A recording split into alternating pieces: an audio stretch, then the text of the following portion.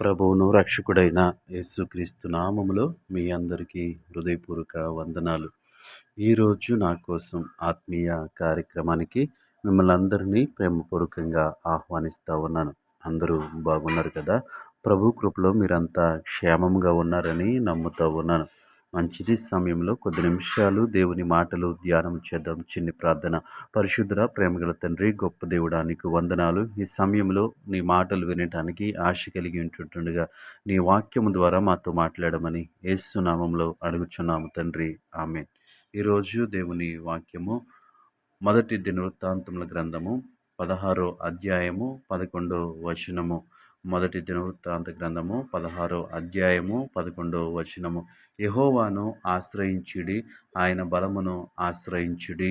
ఈ వాక్య భాగాన్ని మనము పరిశీలన చేసినప్పుడు ఆశ్రయము, ఈరోజు మనము ఈ లోకములో శరీరానుసారంగా జీవిస్తూ ఉన్నప్పుడు మనకు ఎదురవుతున్నటువంటి పరిస్థితులలో అనేక మందిని మనము ఆశ్రయిస్తూ ఉంటాం.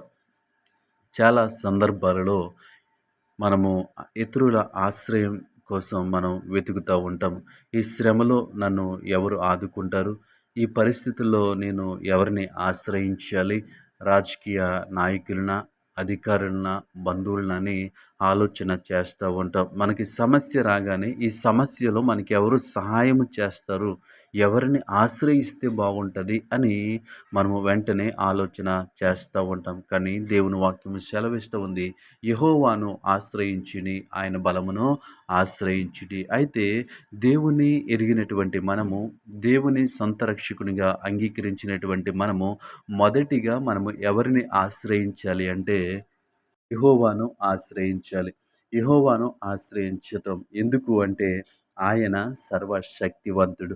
ఆయన ఎర్ర సముద్రమును పాయలుగా చీల్చినవాడు. ఆయన బండ నుండి నీళ్లను రప్పించినవాడు. కాబట్టి ఆయనకున్నటువంటి సామర్థ్యాన్ని బట్టి ఆయనకున్నటువంటి శక్తిని జ్ఞాపకము చేసుకుని మనము ఆయన్ని ఆశ్రయించాలి. కానీ చాలా సందర్భాలలో మనం ఆపదలో ఉన్నప్పుడు, మనం శ్రమలో వెళ్తూ ఉన్నప్పుడు వెంటనే మనకి ఎవరు గుర్తొస్తారంటే మన మనుషులు గుర్తుకొస్తూ ఉంటారు. అంటే మన బంధువులు, స్నేహితులు. వెంటనే ఆలోచన చేస్తూ ఉంటాం, ఎవరు నాకు సహాయం చేస్తారు, ఎవరిని నేను ఆశ్రయించాలి అనుకుంటాం. కానీ ఉదయకాల సమయంలో నీవు ఎవరిని ఆశ్రయించాలనుకుని ఆలోచన చేస్తున్నావో నాకు తెలియదు, కానీ దేవుడు నీతో మాట్లాడుతూ ఉన్నాడు. ఎవరిని ఆశ్రయించాలి అంటే యెహోవాను ఆశ్రయించుడి, ఆయన బలమును ఆశ్రయించుడి. మొదటిగా ఆయన్ను ఆశ్రయించేవారిగా మనం ఉండాలి. ఆయన బలమును ఆశ్రయించేవారిగా మనం ఉండాలి. ఎందుకంటే ఆ యొక్క ఇశ్రాయేలు ప్రజలు ఆ యొక్క ప్రయాణంలో దేవుడు వారికి ఎంతగానో సహాయము చేశాడు. ఆయన బలమును బట్టి ఆయన ఎంతగానో సహాయము చేశాడు. కాబట్టి మనము కూడా ఇశ్రాయేళ్ల ఆ ఎడారి జీవితంలో ఉన్నట్లయితే, ఆ ఎడారిలో ప్రయాణిస్తున్నట్లయితే, లేదా ఐగుప్తు లాంటి అనుభవంలో మనం ఉన్నట్లయితే మనము ఎవరిని ఆశ్రయించాలి అంటే యెహోవాను ఆశ్రయించాలి.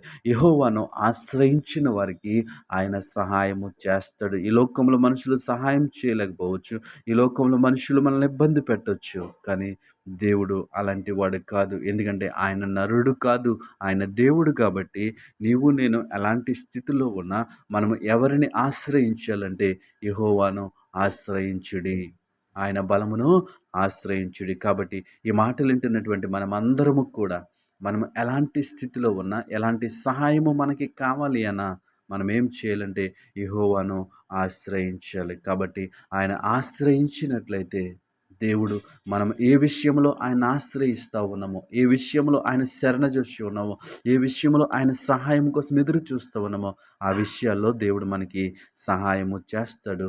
అచ్చి కృప దేవుడు ఈ మాటలు విన్న మనకందరికీ అనుగ్రహించును గాక. ఆమేన్.